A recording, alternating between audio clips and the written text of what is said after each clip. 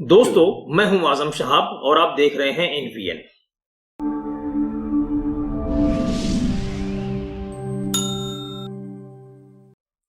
आज हम 26 फरवरी 2019 को हुए सर्जिकल स्ट्राइक और उसके राजनीतिकरण पर बात करेंगे। बात शुरू करने से पहले आइए संक्षिप्त में 14 फरवरी 2019 से लेकर 1 मार्च तक के घटनाक्रम पर एक नजर डाल लेते हैं। 14 फरवरी 2019 को पुलवामा में सीआरपीएफ के काफिले पर अटैक के 12 दिन बाद यानी कि 26 फरवरी को हमारी एयरफोर्स ने पाकिस्तान स्थित बालाकोट में सर्जिकल स्ट्राइक किया, जिसे सर्जिकल स्ट्राइक 2 कहा गया। उसके एक दिन बाद यानी कि 27 फरवरी को पाकिस्तान ने भी स्ट्राइक कर दिया, परंतु पाकिस्तानी लड़ाकू विमानों का पीछा करते हुए हमारा एक जहाज पाकिस्तान की सीमा में घुस गया, जिसे पाकिस्तान ने मार गिराने और उसके पायलट को गिरफ्तार करने का दावा किया। पाकिस्तान ने यह भी बता दिया कि उस पायलट का नाम अभिनंदन वर्तमान है। उसी दिन दोपहर को हमारे देश ने अपने एक विंग कमांडर के मिसिंग इन एक्शन होने की बात कही, जिसके बाद यह कंफर्म हो गया कि पाकिस्तान ने जिस पायलट को गिरफ्तार करने का दावा किया है वो हमारे वही विंग कमांडर हैं जो मिसिंग इन एक्शन थे। इस बीच भारत और पाकिस्तान के बीच का वातावरण तेजी से युद्ध का रंग लेने लगा था कि शाम को पाकिस्तान के प्रधानमंत्री इमरान खान ने शांति के पहल के तौर पर अभिनंदन को रिहा करने का ऐलान कर दिया और दूसरे दिन यानी कि 1 मार्च को अभिनंदन को वाघा बॉर्डर पर भारत के हवाले भी कर दिया। अब विंग कमांडर अभिनंदन देश वापस आ चुके हैं। हम उनका स्वागत करते हैं। हमें अपने इस वीर बहादुर पर गर्व है। दोस्तों, यह तो रहा संक्षिप्त में पुलवामा अटैक और उसके बाद की घटनाक्रम। अब आइए जरा इसके राजनीतिकरण पर बात करते हैं। पुलवामा अटैक के बाद एक और जहां पूरा देश शोक में डूब गया था, वहीं हमारे प्रधान सेवक और उनकी पार्टी ने इस अटैक का राजनीतिक उपयोग करना शुरू कर दिया था। 15 फरवरी को दिल्ली में वंदे भारत एक्सप्रेस के उद्घाटन से लेकर 17 फरवरी को बिहार के बरौनी में रैली से संबोधन तक में प्रधान सेवक ने इसे कैश करने का खूब प्रयत्न किया। दिल्ली में अगर उन्होंने ये कहा कि पुलवामा अटैक के दोषियों को बख्शा नहीं जाएगा, तो बिहार में कहा कि जो आग आपके मन में है वही आग मेरे भी मन में है। देश भर में प्रधान सेवक की रैलियां चलती रहीं और पुलवामा अटैक से पैदा हुई स्थिति में प्रधान सेवक अपने आप को भाग्य विधाता के रूप में प्रस्तुत करते रहे। 26 फरवरी को राजस्थान के चूरू में उन्होंने ये कहा कि देश सुरक्षित हाथों में है और वह देश को झुकने नहीं देंगे। प्रधान सेवक के इन भाषणों और बयानों से यह प्रतीत होता है कि अगर देश की सत्ता किसी और के हाथ में चली गई तो समझिए कि देश सुरक्षित नहीं रहेगा। दूसरी ओर बीजेपी भी पुलवामा के अटैक के बाद देश की सहानुभूति और देश प्रेम को कैश करने में लग गई थी।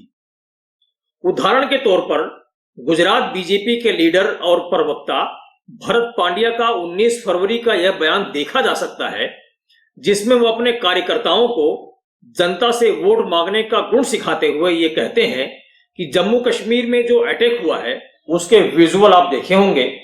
पूरा देश राष्ट्रवाद की भावना में एक साथ है। अब ये हमारी जवाबदारी है कि हम इसे वोट में कैसे परिवर्तित करें। देखिए इंडियन एक्सप्रेस में छपी ये न्यूज। इस बीच पाकिस्तान से बदला लेने की मांग भी बढ़ती जा रही थी। बीजेपी के साथ उसकी अलायंस पार्टियां भी बदले की बात करने लगी थी और प्रधान सेवक ने बिहार की रैली में जनता की ही तरह अपने दिल में भी आग लगी होने की बात कहकर यह इशारा कर चुके थे कि इस आग को ठंडा करने का वह प्रयत्न करेंगे। इस आग को ठंडा करने के लिए 26 फरवरी 2019 को सर्जिकल स्ट्राइक किया गया, जिसे सर्जिकल स्ट्राइक 2 कहा गया।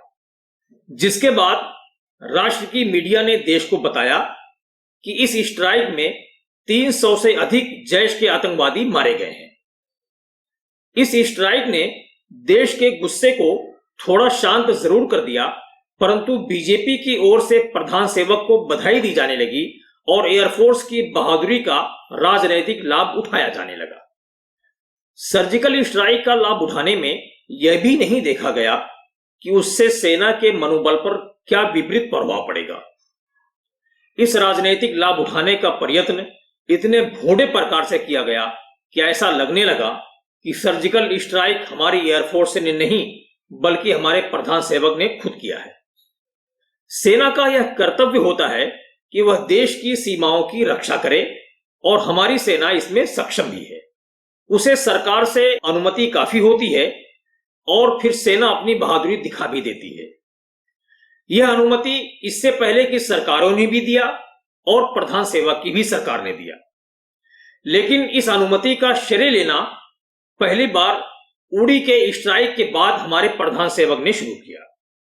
दुर्भाग्यवश हमारी सरकार के पास जनता को देने के लिए कुछ भी नहीं है। पिछले 5 वर्षों में केवल देश में धार्मिक उन्माद और फर्जी राष्ट्रवाद फैलाने के सिवा कुछ नहीं हुआ। प्रधान सेवक और बीजेपी ने ऐसा कुछ नहीं किया कि जिसके आधार पर वह जनता से वोट मांग सके। अगर मीडिया बीजेपी का साथ छोड़ दे और प्रधान सेवक को प्रमोट करना बंद कर दे तो उनके पास कुछ नहीं बचेगा। इसी बैकग्राउंड में पुलवामा के अटैक को देखा जा रहा है। मैं ये बातें क्यों कह रहा हूं, इसका उत्तर जानने से पहले जरा राज ठाकरे जी की यह वीडियो देख लीजिए। कौन अजित कोण ढवल का देवल डोवल अजित डोवल या एका माणसाची जर कसून चौकशी झाली ना तर सगळ्या गोष्टी बाहेर पडतील की नेमकं काय प्रकरण होतं, हे काय प्रकरण घडलं। राज ठाकरे महाराष्ट्र नवनिर्माण सेना के अध्यक्ष हैं। वह 23 फरवरी 2019 को यानी कि पुलवामा अटैक के 9 दिन बाद महाराष्ट्र के शहर कोल्हापुर के एक कार्यक्रम में बोल रहे थे।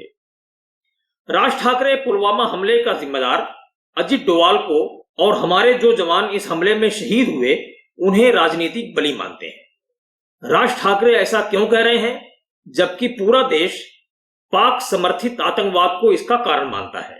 तो इसका जवाब जम्मू कश्मीर के राज्यपाल सत्यपाल मलिक पुलवामा हमले के दिन ही दे चुके हैं कि इसमें हमारी सिक्योरिटी की चूक थी जिसका फायदा उठाया गया।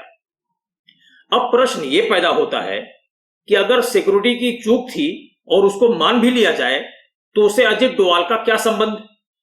तो जो लोग अजित डोवाल को जानते हैं वो उसका सीधा मतलब भी समझ रहे होंगे, परंतु जो लोग उन्हें नहीं जानते उन्हें यह पता होना चाहिए कि सिक्योरिटी के संबंध में ऐसा कोई निर्णय नहीं होता जिसे अजित डोवाल की स्वीकारता ना प्राप्त होती हो। हमारे देश की मीडिया ने इस अवसर पर सेना की बहादुरी और पाकिस्तान से बदला लेने की आड़ में मोदी सरकार को प्रमोट किया और कहा कि अभिनंदन वर्तमान की पाकिस्तान से रिहाई मोदी सरकार के दबाव की वजह से है। अगर ऐसा सच है तो फिर यह दबाव कुलभूषण जाधव के मामले में काम क्यों नहीं आ रहा है? हमारी मीडिया ने यही नहीं किया बल्कि उसने देश में युद्ध का वातावरण बनाने में कोई कसर नहीं छोड़ी। शायद यही कारण है कि पाकिस्तान के कब्जे से छूटने के बाद विंग कमांडर अभिनंदन वर्तमान ने पाकिस्तान के अपने अनुभव को साझा करते हुए मीडिया को भी आड़े हाथों लिया। देखिए विंग कमांडर अभिनंदन की ये वीडियो। इंडियन मीडिया बात हमेशा बड़ा चढ़ा के कहती है, जो छोटी सी चीज होती है उसका बहुत ही उसको इतना आग लगा के इतनी मिर्च लगा के बोलते हैं, वो उसमें लोग बहकावे में आ जाते हैं।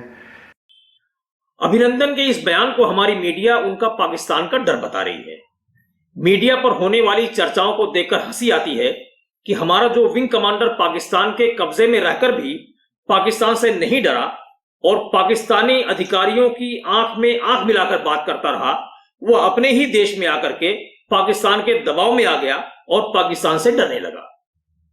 सच्चाई यह है कि जिस तरह हमारी सरकार को यह पसंद नहीं है कि उससे कोई प्रश्न करे या उससे कोई सवाल करे, उसी प्रकार हमारी मीडिया को भी यह बात पसंद नहीं है कि उसके ऊपर कोई उंगली उठाए। लेकिन अब इसका क्या किया जाए कि सरकार पर सवाल और मीडिया पर उंगली आज पूरा देश उठा रहा है। अब आखिर में हम सोशल मीडिया पर तैरने वाले कुछ पिक्चर्स आपको दिखाते हैं, जिसे देखने के बाद आप अनुमान लगा सकते हैं कि देश इस पूरे घटनाक्रम को किस एंगल से देख।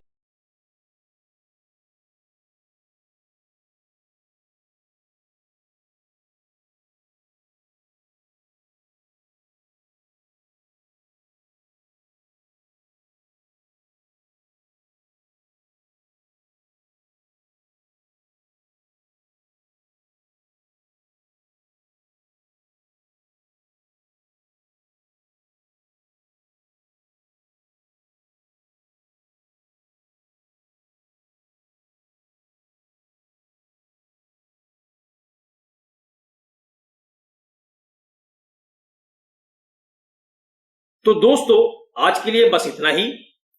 अगली वीडियो में हम किसी और सब्जेक्ट के साथ फिर मिलेंगे। तब तक के लिए आज्ञा दीजिए। अगर ये वीडियो आपको पसंद आई हो तो इसे लाइक कीजिए और उसे दूसरों तक शेयर कीजिए।